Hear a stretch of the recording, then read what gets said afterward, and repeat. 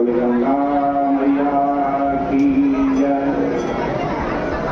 बोले सत्य सनातन धर्म की जय,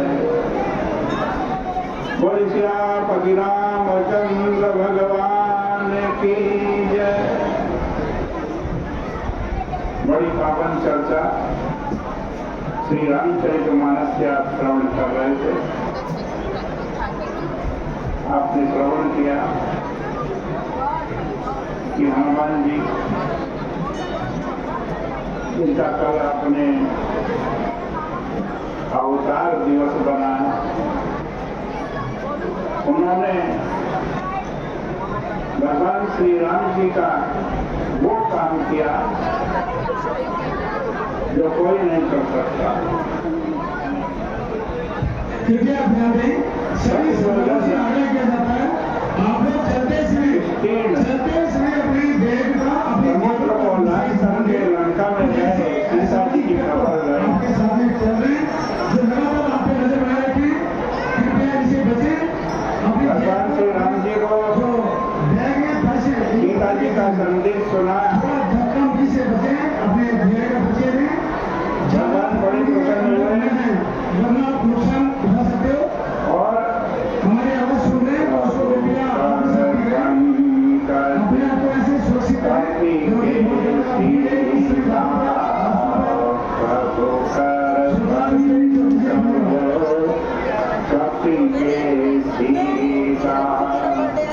हमारी स्वतंत्रता मगन गौरी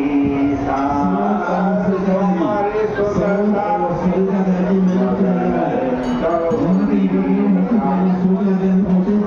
बड़ी आपकी प्रशंसा करिए। सभी का मेरे से भगवान ने हनुमान जी के सिर के ऊपर अपना हाथ रखा, हनुमान जी के सिर के ऊपर।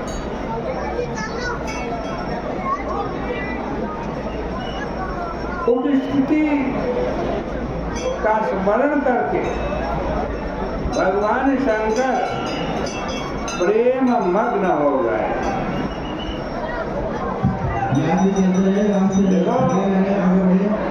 श्री रामचरितमानस के आदि रचयिता भगवान शंकर हैं।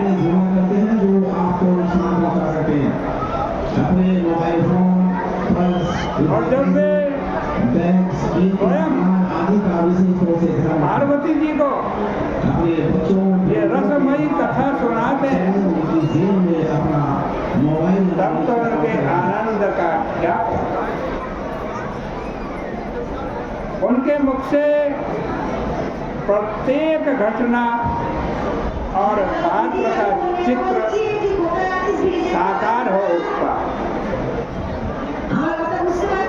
देखो, जो कोई काव्य लिखता है ना, काव्य का जो रचयिता होता है,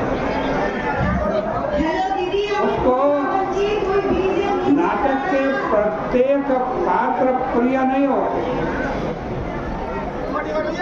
किंतु ऐतिहासिक दृष्टि से उसे प्रत्येक पात्र को स्थान देना पड़ता। घटनाओं की प्रियता और अप्रियता में भी यही दृष्टिकोण होता है। संक्षेप और विस्तार का रहस्य भी इसी अप्रियता और प्रियता में छिपा हुआ। गोस्वामी तुलसीदास जी को अनेक प्रसंग प्रिय नहीं थे,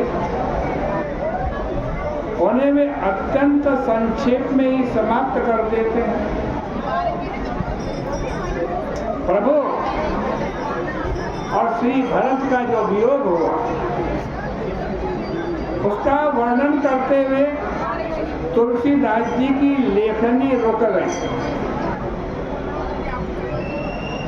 परंतु ऐतिहासिक बाध्यता जब उन्हें लिखने के लिए प्रेरित करती है, तब वे श्रोता और पाठक से क्षमा याचना करते हैं। क्या कहते हैं?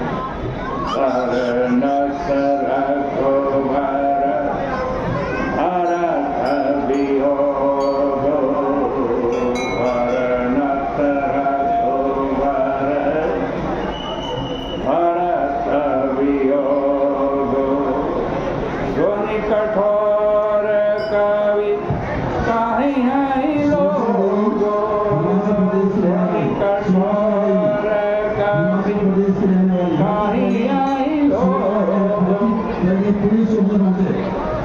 भगवान शंकर को अनेक प्रसंग बड़े प्रिय हैं। विवेक की प्रधानता के कारण उन्हें अप्रिय प्रसंग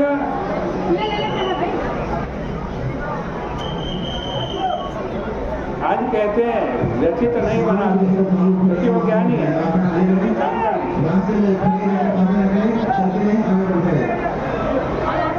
ये उनको लीला, ये लीला है, भगवान की लीला है, ऐसा कह करके आगे बढ़ जाते हैं। लेकिन हनुमान जी और राम जी के जो मिलन का ये प्रसंग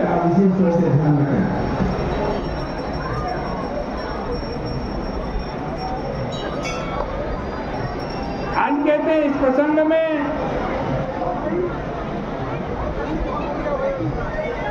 भगवान शंकर विवेक के स्थान पर भाव रस में डूबे हुए दिखाई पड़ते हैं। मानस में भक्त और भगवान के अनेक मधुमय चित्र अंकित किए गए हैं। कभी कभी उनका वर्णन करते हुए उनमें स्नेहमय ईर्ष्या का उदय होता है। तब उन्हें ऐसा प्रतीत होता है कि काश मैं भी इस सौभाग्य का पात्र बन जाता। उत्तरकांड में भरत और भगवान राम के मिलन का वर्णन करते हुए वे बोल पड़ते हैं शंकर जी। क्या बोलते हैं? इसका वर्णन तो दूर की बात है, उस सुख को जानना भी कठिन है।